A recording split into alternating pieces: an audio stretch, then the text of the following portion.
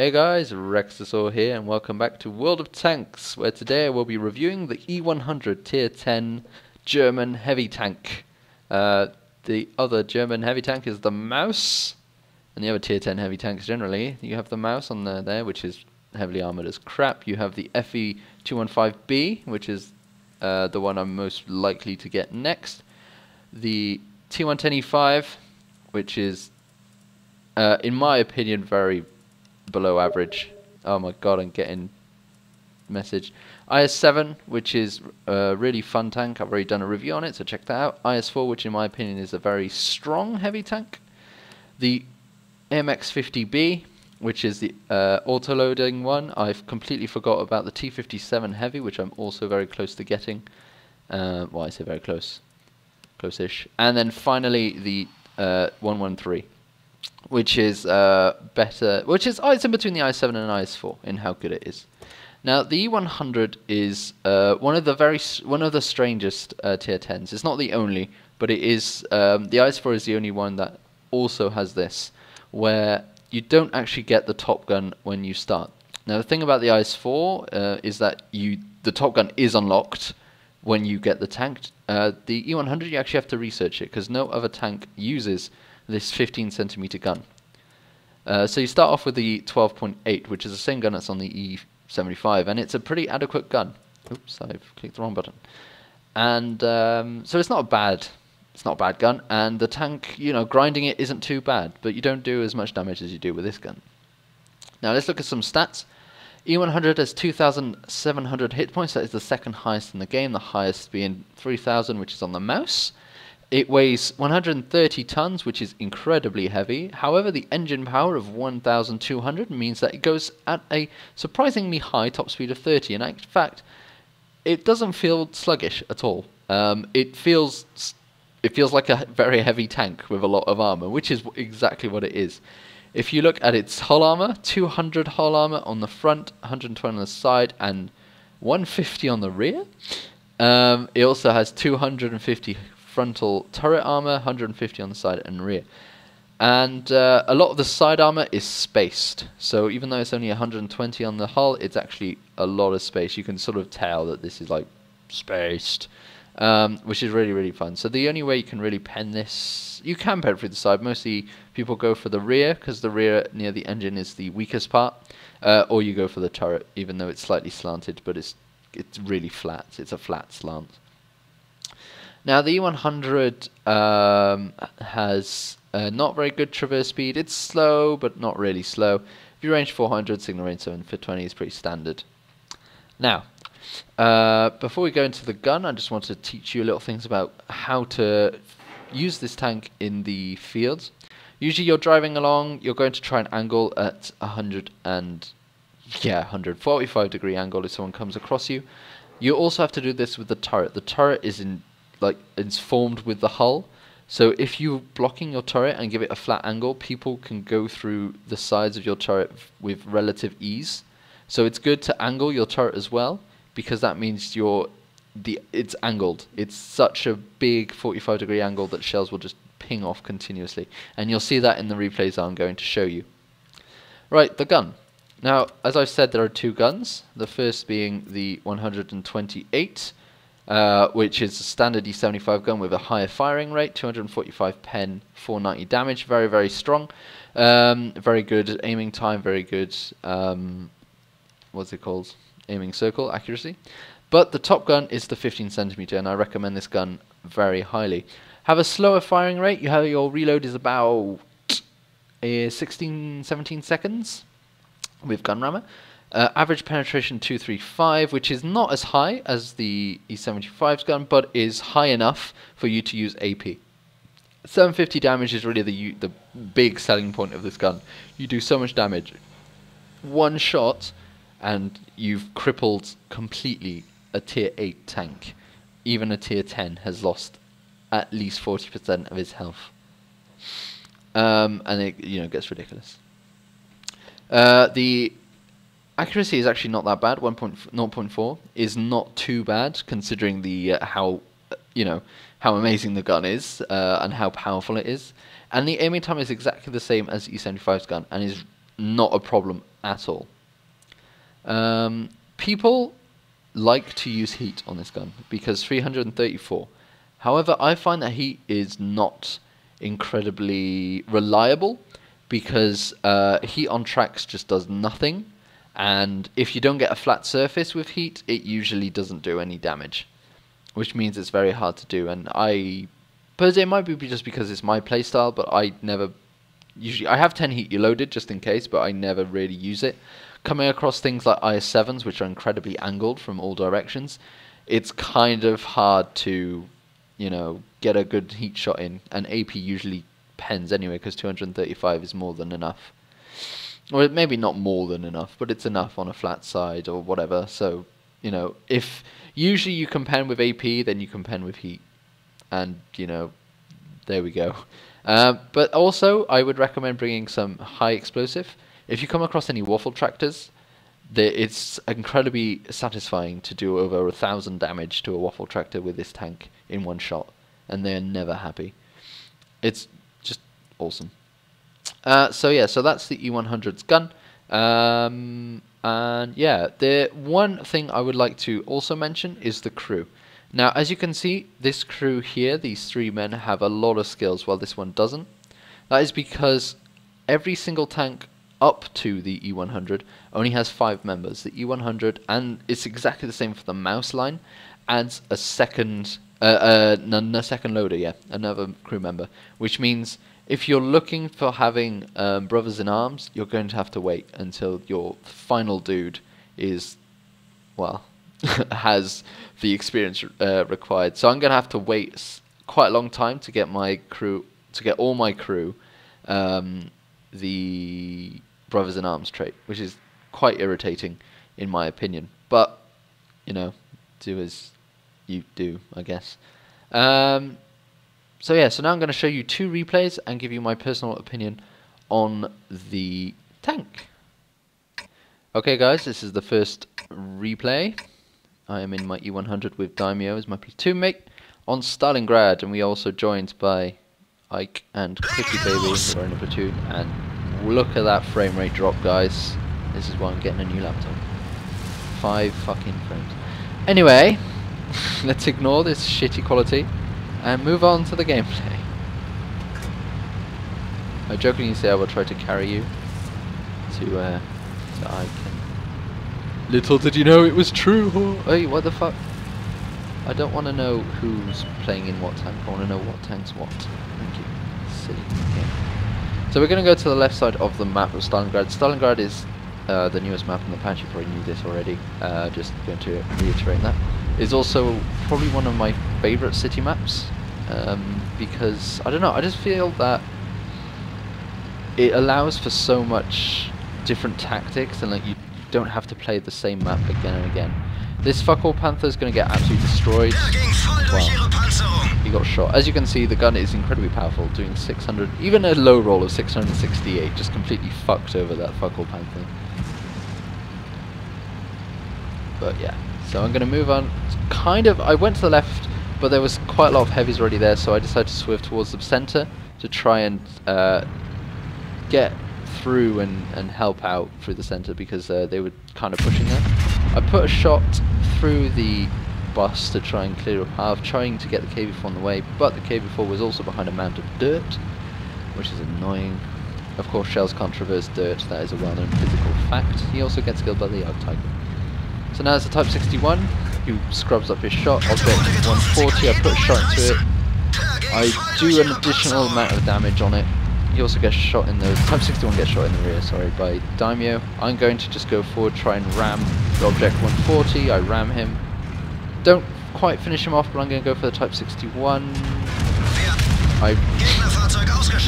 I ram the 140 to death on a slowly side pass, and as I do so, shoot the Type 61 to death, which is amusing. Getting myself 2 kills in about 1 second.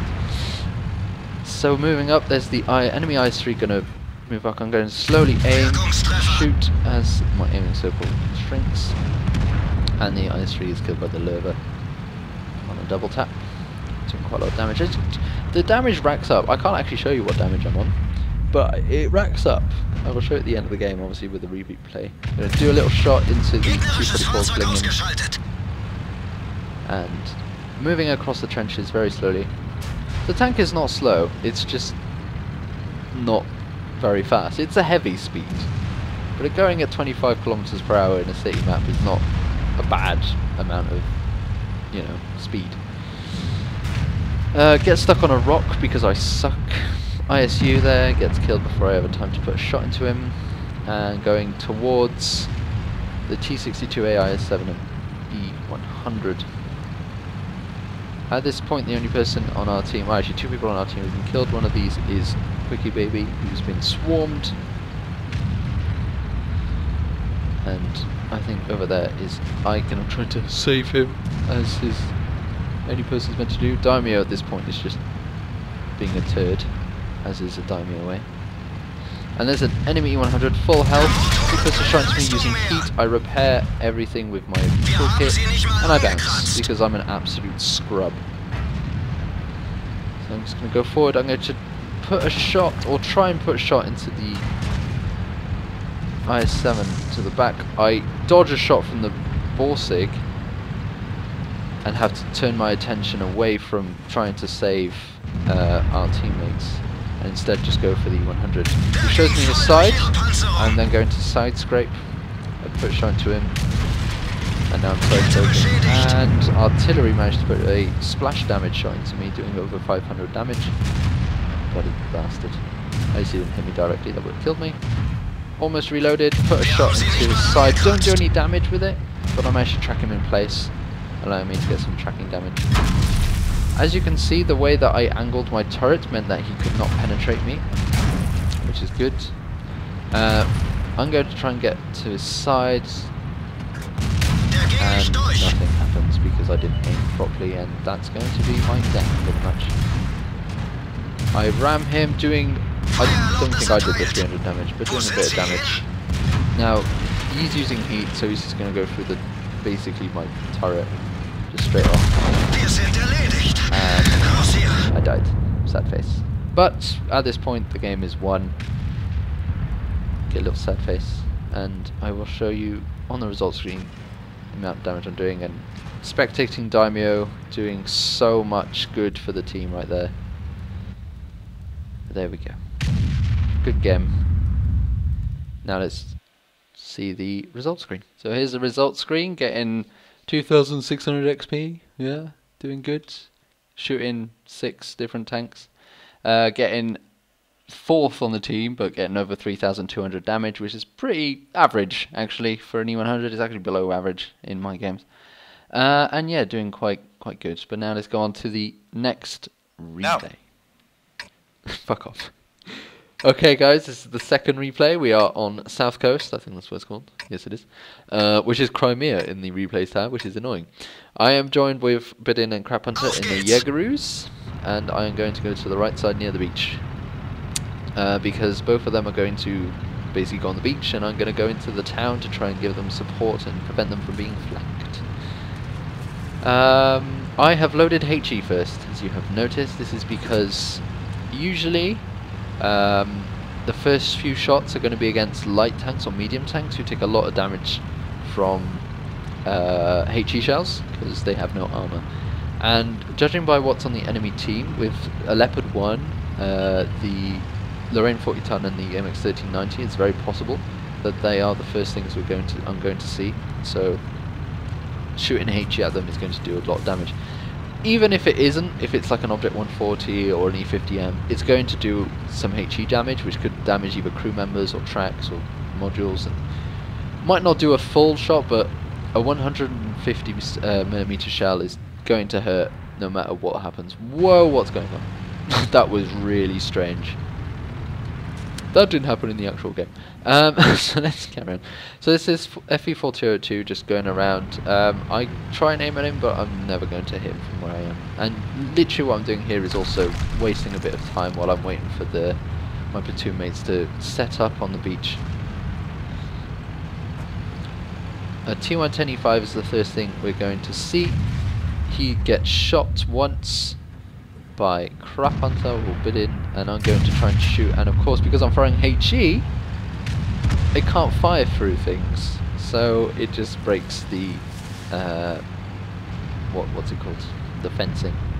But there is a 1390 there. I'm almost reloaded, and I'm going to absolutely wreck this guy's birthday.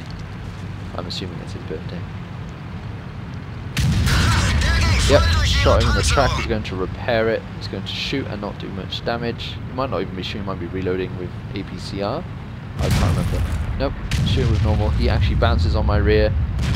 Bounces on my rear because now, although like I've angled myself to him, I ram him and he gets killed by the 253, which is fine. But yeah, this, like, what happened there is that I angled my rear to him, which means he bounced when he could have easily penned. It was also his stupidity. I take a 223 roll from 1892 who splashed. That could have been so much more damaging had he hit directly, but he didn't. Now, the two Jägeru platoon mates are moving up. There's a lot of heavies up towards, which aren't actually pushing because they're scared of two Jägerus, which is, you know, legitimate fear, to be honest. And it's also, well, let's just say it's going to be interesting. So what happened there is that Bidin completely scrubbed his shot, which is strange. E50 tracked him. 50M. I'm going to cover those two from the top whilst they're going to cover my bottom, basically. So I'm going to try and take out the E50M and the Batchat. As soon as I do, I'm going to be able to help them from below. Now the E50 stops for some reason in the middle. I managed to do an 842 roll on him. That could have easily got the tracks had I aimed a little lower. That was a really lucky pen, to be honest. And the E50 is trying to run away. He's probably going to get killed. Don't know by who. Probably by me, actually. Maybe. I doubt it. No, it is by me. No, it's not. Of course it's not. So yeah, he gets killed. I've loaded my shell, ready to help him. Looking for that Lorraine and Batchat who are still up on the north. There's an E100 as well, which I might be able to get a shot in. But what I'm going to really try and do is help Bidin and Crap Hunter. Actually, there's an E100 there who is angled, and I actually kill him. That was interesting. So yeah, there we go, E100 down, 400 damage done. And the Batchat shoots me in the side, but because I'm now behind terrain, I'm just going to ignore them. However, there is a Lorraine now coming for me. Around the corner, as if nothing is going on. Put a shot into him, he's now lost a lot of health, and I'm hoping that the Object 140 is going to take him out, and he does. Good work from the Object 140 here. Now I'm able to actually put all my attention onto the two heavy tanks below to help the Jägerus. I ask who I'm got to shoot at, and I shoot at the 50B to get as much damage done as possible. Push right into there. I'm trying to also panic them so that the Jägerus are able to go around the corner. Because they're both scared of what's going to happen, I managed to just, you know, save my shot. Put a shot into it. There we go. 50B down. It allows the Jägerus to move up now. And I can turn around and sort out against the Leopard 1 and Object. The Batchat 25T takes out Bidin. And I'm going to put a shot into this Leopard, who apparently has no idea that I'm here. Well, he does, he just... well, no. He doesn't have any idea that I'm here. 700 damage done, quite low roll, but can't really complain with 700 damage, to be honest. Actually, you can always complain. There'll always be another action. Moving up, the Object 140 is still alive. I take a, once again, bounce on my rear, this time from the Batchat. He shoots at me, I kill the Leopard 1. I'm trying to angle. There we go. He's using some APCR because that's a standard shell, of course. I don't know if the Object 140 is going to get killed by me. It looks like it's going to be that way, but I don't want to really say that because it might not be. So the Object 140 goes around. Don't know what's going to happen to him. Probably maybe going to kill him, hopefully, possibly. He's on 88 health, it's not a lot. I don't think I'm going to get him actually. I might get him, I'm just going to follow him. The rest of our team is doing pretty well. And clearing up their flank. So yeah, the Object 140 is going to try and circle around, but before he manages to, I'm going to put a shot into him and his little life. Getting myself my 4th kill. And moving up. So a pretty good game so far. I think that's all the damage I'll actually be able to do. Managing to get rack quite a bit of damage, as you'll see in the replay stats, and managing to save at least one Jaegeroo, but I'm pretty sure Ridding sacrificed himself for the good of keeping Carpenter alive and to stop Carpenter from raging. Yeah, things moving up, destroying terrain. Hopefully, I think I managed to see the Batchat one, so I'm going to try and go on the right side, make sure that the Batchat isn't trying to flank us, but I doubt highly that that's going to happen. I'm going to actually accelerate the replay speed, because I'm not entirely sure. Batchat is behind us, in fact, and he buggers off, does something. I'm going to speed it up even more. Batchat actually managing to do quite a lot of damage. I'm going to move forwards. I think he's like, I believe he's going to our base. What is going on with this replay? Oh, there he is. Oh shit. I missed my first shot on the Batchat, but Crabhunter is quickly on the case, and I think gets a shot into him, or just misses. Or that might be in the E4 that missed. I don't know what's going on here. Basically, we're all doing a wild goose chase with the Batchat. Oh yeah, no, I'm not going to get a shot into him. But the Batchat is managing to get quite a high amount of damage onto it. There's another E100 taking him out. And we've capped, so it doesn't matter. Anyway, we will look at the replay stats and my final opinion on the E100. So here's the results screen. Getting a lot of money for this one and a first mastery badge. I have a mastery badge on the 100, but I don't have it. Getting 5,400 damage, nearly 5.5k, which is pretty high in this tank. It's more than average for there. Also, doing a lot of blocked by armor shots. About, well, only 1,800, which isn't a huge amount, but still quite considerable. So what is my opinion on the 100? I think the 100 is better than the IS-7. Or more fun. I don't know. I feel like I know how to use the E100 better than I know how to use the IS-7. I also feel that the E100's grind through the tanks is more fun because the Tiger 2, the E75, and then the E100 are all fun. Whilst on the IS-7 line, it was only really the IS-3 and then the IS-7 that was fun. The IS was kind of meh, and the IS-8 was really meh. So in my opinion, I think the E100 grinds, as in that heavy line, its total is the funnest. So there we go, that's all I have to say about the E100. I hope you enjoyed this video. Please like, comment and subscribe if you haven't done so already. And then join me next year. Next year I'll be getting a new laptop, so I'll be able to do better wargaming content, especially World of Tanks wise, because that's the only game I'll be playing from them. I don't know why I said wargaming content. And yeah, so be seeing more reviews. I'll be getting more tanks over the course of the next few weeks through playing too much of this game. Hopefully getting all my tier 9s up, well, all my reviews of my tier 9s done, and then getting all the tier 10s of those tanks as well. So thank you very much for joining me, and I will see you next time.